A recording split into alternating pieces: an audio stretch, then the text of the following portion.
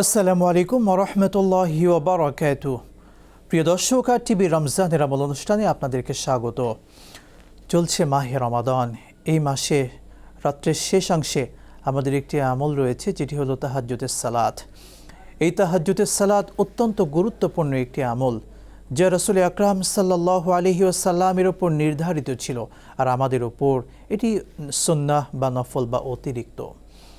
যে নামাজটি পড়ার ব্যাপারে আল্লাহ সুবহানাহু ওয়া তাআলা প্রিয় রাসূলকে বললেন, ও মিনাল লাইলি ফাতাহাজ্জাদ বিহি নাফিলাতাল লাক আসা আন ইয়াবআসাকা রাব্বুকা মাকামান মাহমুদা। হে রাসূল, আপনি রাত্রের কিছু অংশ এভাবে তাহাজ্জুদ আদায় করুন।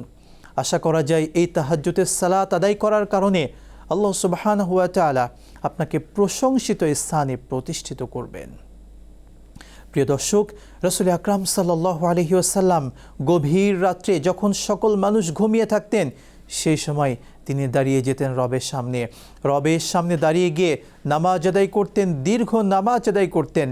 রাসূল আকরাম সাল্লাল্লাহু আলাইহি ওয়াসাল্লাম এত দীর্ঘ নামাজ রাত্রেবেলা আদায় করতেন যে তার পা মোবারক ফুলে যেত। সাহাবায়ে কেরাম জিজ্ঞাসা করলেন, ইয়া রাসূলুল্লাহ, ইয়া হাবিবাল্লাহ, আপনি কেন এত দীর্ঘ নামাজ পড়েন, অথচ আল্লাহ পাক আপনার তো পূর্বের পরের সমস্ত গুনাহকে মাফ করে দিয়েছেন?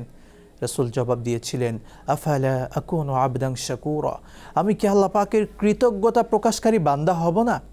দর্শক, চিন্তা করুন, রাসূল তার জীবনে কোনো গুনাহ ছিল না, অন্যায় নাই, কোনো পাপ নাই। সেই প্রিয় রাসূল আল্লাহর হাবিব হওয়া সত্ত্বেও তিনি রাত্রে এই তাহাজ্জুদের সালাত আদায় করতেন, নিয়মিত করতেন, সেই সাথে অনেক দীর্ঘ নামাজ আদায় করতেন। তার উম্মত হিসেবে আমাদেরও উচিত এই তাহাজ্জুদের সালাত আদায় করা। আর এই রমজান মাস তাহাজ্জুদের সালাত আদায় করার অন্যতম মোক্ষম একটি সময়, কেননা আমরা তো প্রতিনিয়ত সাহরি খাওয়ার জন্য উঠছি। তো সাহরি খেতে আর 15 মিনিট বা আধা ঘন্টা আগে উঠে আমরা তো তাহাজ্জুদের সালাতটা আদায় করতে পারি, রবের কাছ থেকে চেয়ে নিতে পারি। রাত্রের শেষ তৃতীয়াংশে রব দুনিয়ার আসমানে চলে আসেন, এসে বলেন, মাইয়াদউনি, কে আছো আমার কাছে চাইবে, আমি তার ডাকে সাড়া দেব। কে আছো আমার কাছে ক্ষমা প্রার্থনা করবে, আমি আল্লাহ সুবহানাহু ওয়া তাআলা তার জীবনের সমস্ত গুনাহগুলোকে মাফ করে দেব। সুবহানাল্লাহ। আল্লাহ পাক আরও বললেন, কার কি প্রয়োজন সেটা আমাকে বলবে, ফাউতিয়াহু, আমি তাকে দিয়ে দেব। সুবহানাল্লাহ। এজন্য আসুন এই রাত্রির শেষ তৃতীয়াংশে এই তাহাজ্জুদের সালাত আমরা আদায় করি।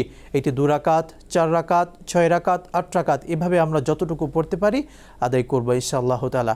আল্লাহ পাক আমাদের প্রত্যেককে এই গুরুত্বপূর্ণ আমলটি করার তৌফিক দান করুন। আল্লাহুম্মা আমিন। আসসালামু আলাইকুম ওয়া রাহমাতুল্লাহি ওয়া বারাকাতুহু।